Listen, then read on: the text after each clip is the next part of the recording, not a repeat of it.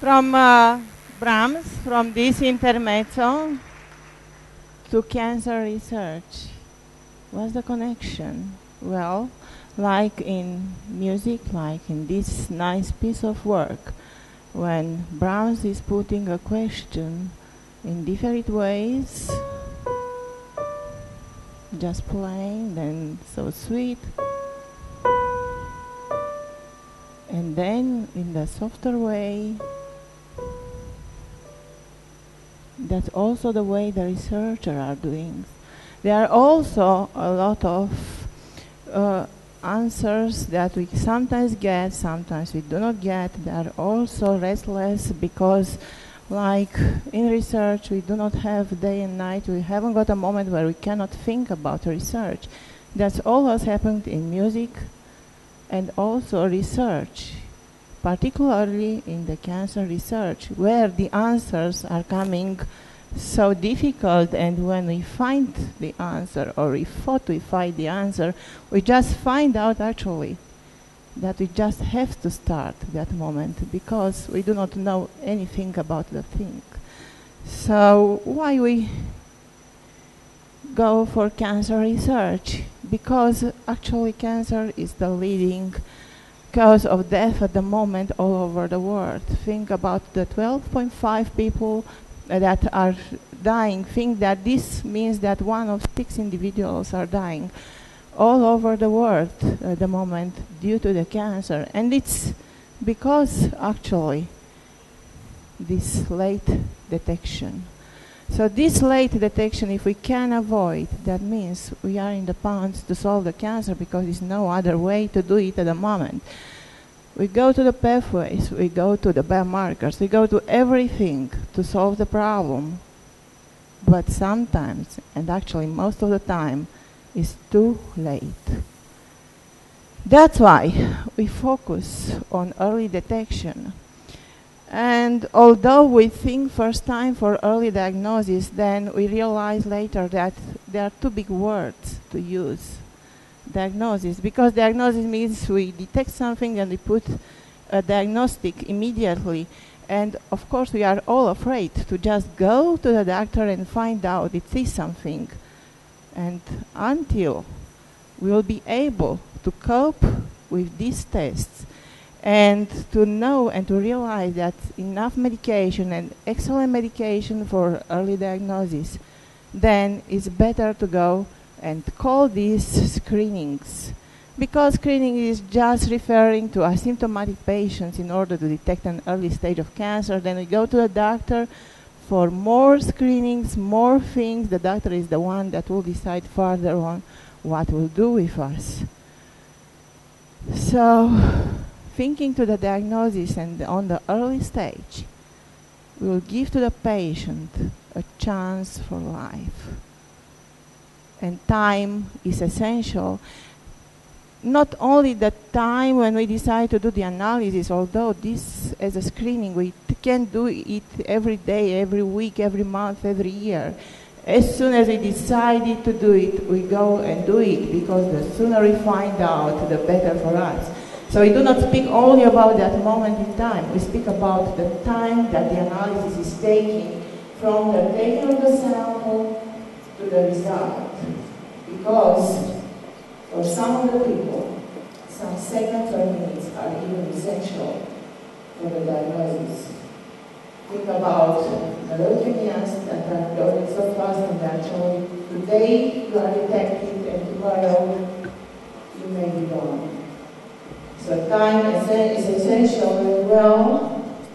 If not caring of these, then look to the percentage of the average survival, 59%, which is a lot. What I'm doing here, I'm just a chemist, I'm an analytical chemist. What I'm doing in the medical research? Well, everything is just chemistry. And if checking this slide, you'll find and you'll see, well, just biochemistry and biology is still nothing to do with chemistry. Fluorescent further to the pathway of cancer. And then we start to identify glycogen, just a chemical substance. Glucose, another chemical substance. And if we look closer, we find more and more and more one paper that just related to chemistry. So what is happening in our body is just chemistry. Let's go to furthermore columns like you'll find more chemistry in it. Actually, chemistry combined with biology that gives us about chemistry. But if we do not know the chemistry, then we are lost. Let's check this one, where actually it's the usual method for testing the cancer, unfortunately too late for the patient. It's chemistry, it's pure analytical chemistry, nothing more. So on top of everything, it's just the chemistry. And it's our task to go and to work on these things. Well, if you think of art and analytical chemistry, then you have to look for the principles of the best analysis. And looking to the sample as a live motive of analysis, that means we have to look to the history of the sample. That means we have to choose the method according with the matrix of the sample, and in our case, in the biological matrix. That's why we work such a long time to find the best method that can be applied to any of the matrices that we have. No analysis is better than the sample itself. Well, it's not the same when we just analyze the blood as we take it or saliva, or we have to do 100 operations that will take time and we lose some of the information. So we have to find a method that can be used for the analysis of substances directly on the sample. And now, we go deeper, because actually everybody of us who is doing research is seeing the things, but to be a step forward, we have to think what nobody was told. And who said so? Just St. Georgi, which is a Nobel Prize laureate medicine. So medicine and chemistry are always combined, and of course with art. Well, getting to the point of getting everything done, and you're having the science and art combined, and everything. It's not essential just to have the thing in your research lab, so you have to think what products you like to have on your test. Well, all blood samples, it's easy for them. They can get it out of a finger. Saliva sample is far easier. And then urine sample, it's just a routine. So, beside this, you would not like to have our research equipment. You want to have a button touch instrument, and well, maybe the button start and stop, or on and off. That's all you want to have. And then he himself or the nurse or anybody else can operate it. He can keep it on his desk, or he can just use it for clinical laboratories. We've got a limitation, and that's the biomarker, and it's a lot of research going into the biomarkers. And here that involves some biologists, chemists, in order to find the best, because actually the biomarker is our enemy. That's wrong, and we wrong too. And it is a state of the art to find the best biomarker. It's a lot of research going into it, and a lot of biomarkers just coming out on the shelf for researchers overnight. So it's very good to have this state of the art very good time. Well, we cannot survive without the QA team, which is from chemists, of course, movies and biologists, and a combination of biologists and chemists and biochemists.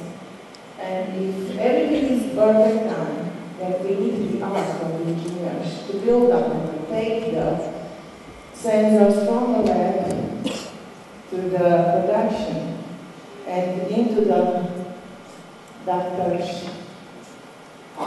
laboratories. Well, we hope that this top microsensitivity will give a chance for life to the people.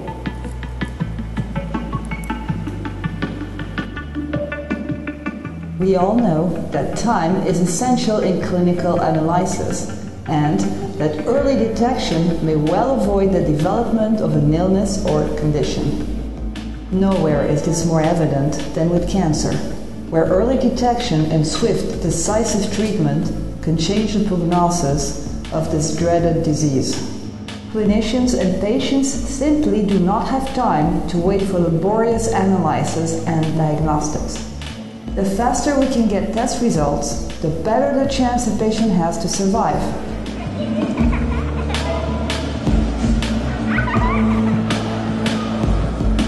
Look anywhere in the world and you will see that cancer is not selective. It can strike anyone, without difference to age or sex. The challenge to the medical professional is daunting.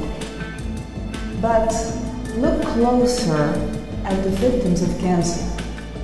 Look at the girls, boys, women and men, from young to old, and from every station in life.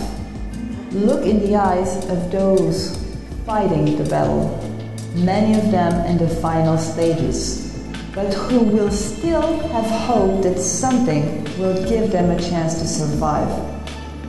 That's why we have developed Doc Microsense CMD, a diagnostic tool that offers hope when hope is still attainable.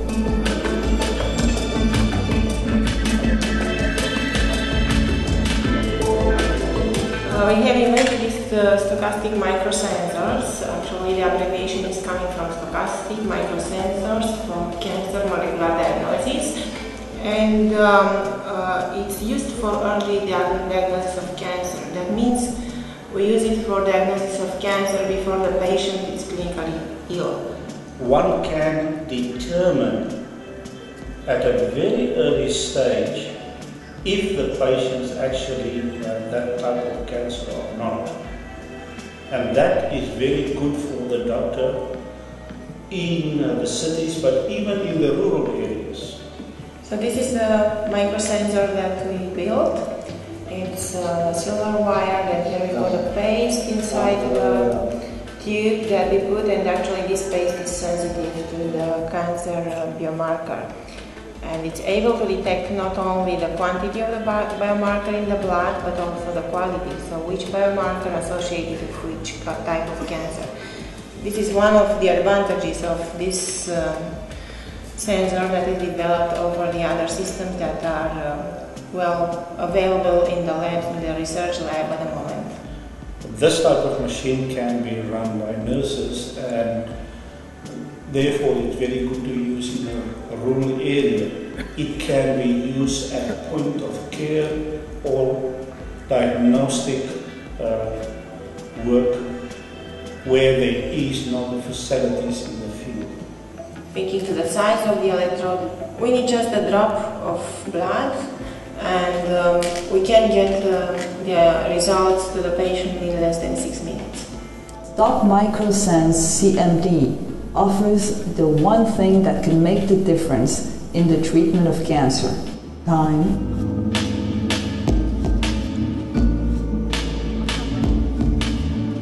Time saves lives.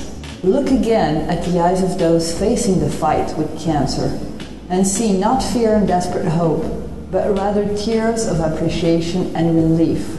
Doc Microsense CMD can, with a very simple, quick and accurate test, give them a chance for life.